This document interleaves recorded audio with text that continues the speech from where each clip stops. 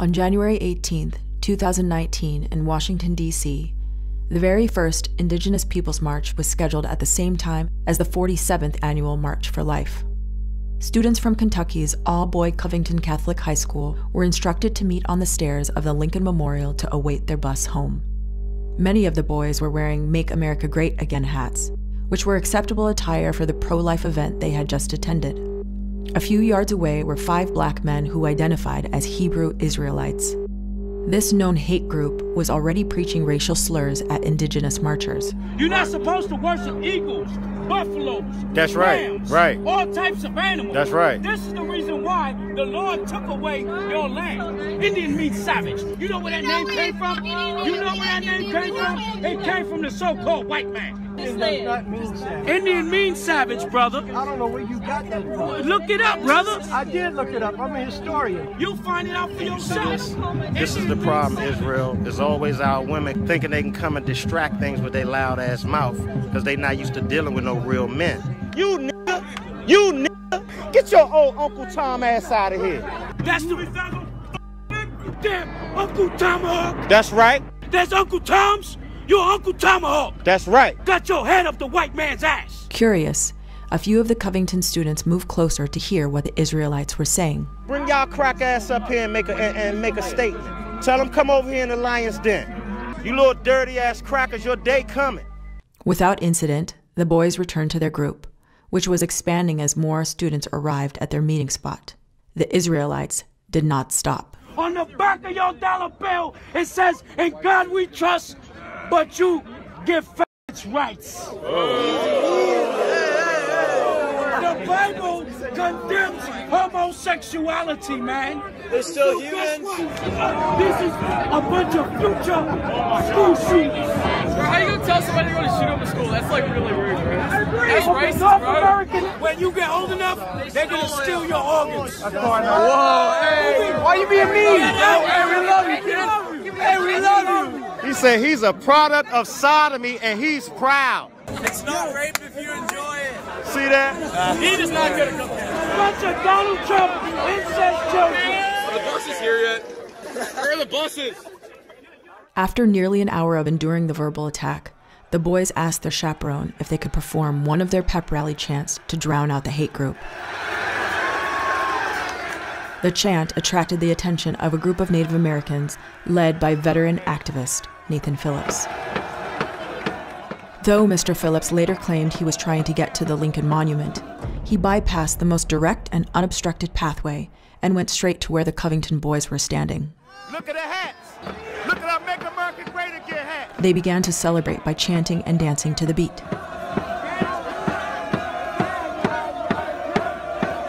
Is it possible that the boys saw the Native Americans as allies, stepping in to help drown out the Israelites? There was a group of over 200 young, angry white men, and they were facing down just 4 black individuals. And it was coming to a point where a snap of the finger could have caused them kids to descend on those 4 individuals. What the hell is going on here? Now this is a peace circle? Ain't gonna be no peace until blood is shed. Why you being mean? Get out! When I went in front of that mob and what appeared to be their prey, all that hate and anger transferred to me.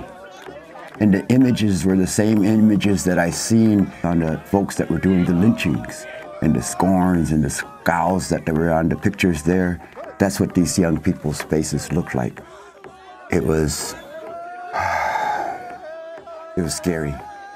It was this moment that many feel the boys crossed the line and began mocking the Native Americans by doing a move known to sports fans as the tomahawk chop.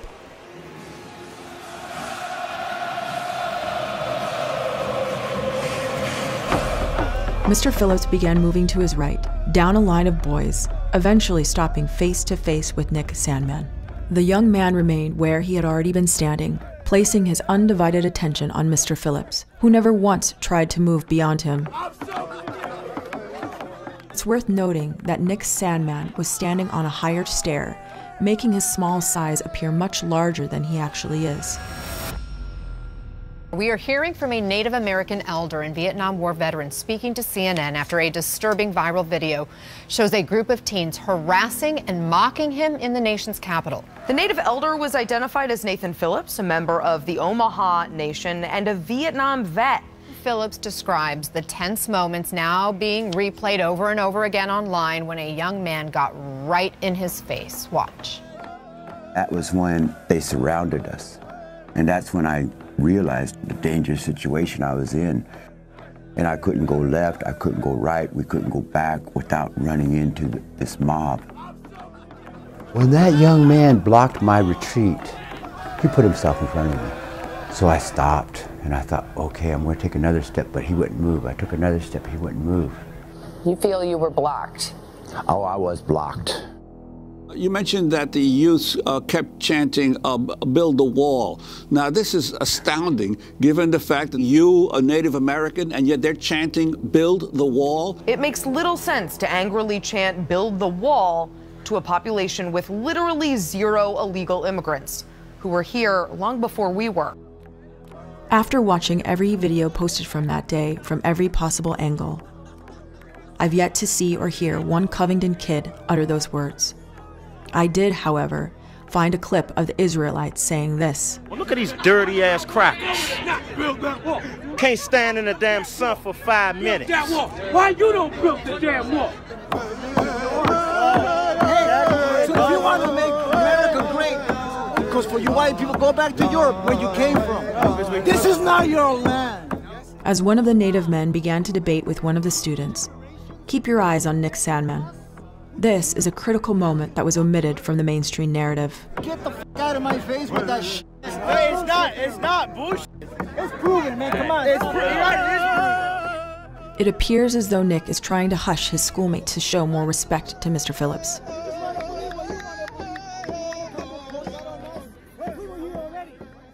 And that was that. Their bus arrived and the students went on their way.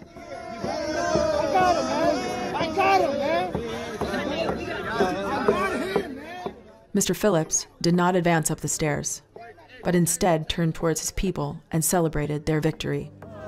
We won, Grandpa! We fucking won, Grandpa!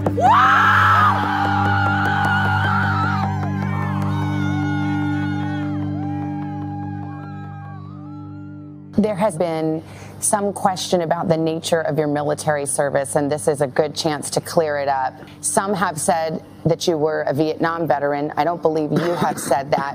What exactly is the nature of your service? What I've always said is I've never stepped foot in South Vietnam.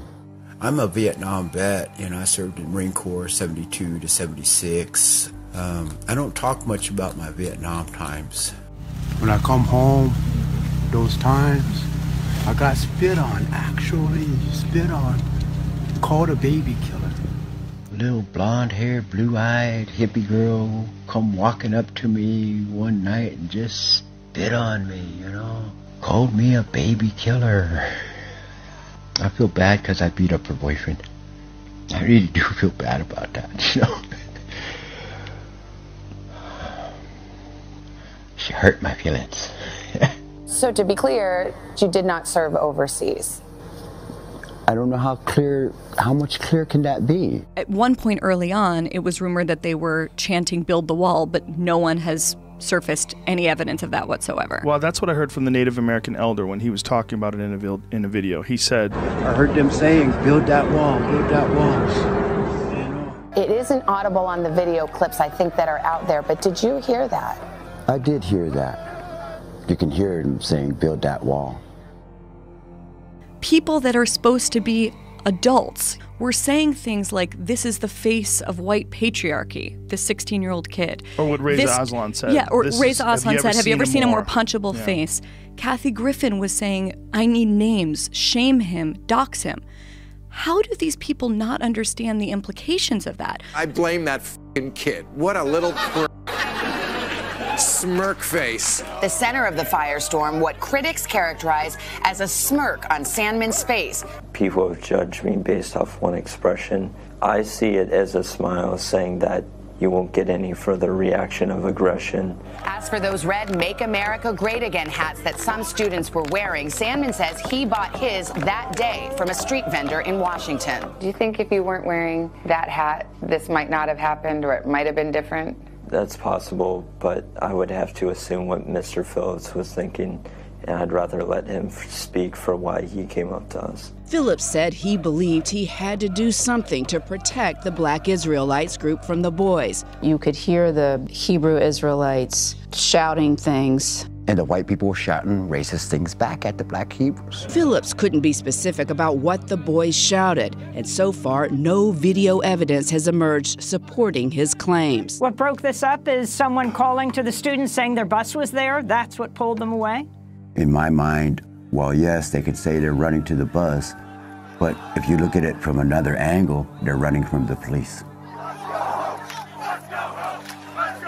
Inserting the first of a few desperate pieces of new evidence that Covington students paint themselves not in a multicolored gesture of school spirit, but because they want to mock opponent black players. Color washes are a theme of Covington school spirit. The Covington teens harassed a woman and called her a slut, and what we're directed to is an 8-second video clip with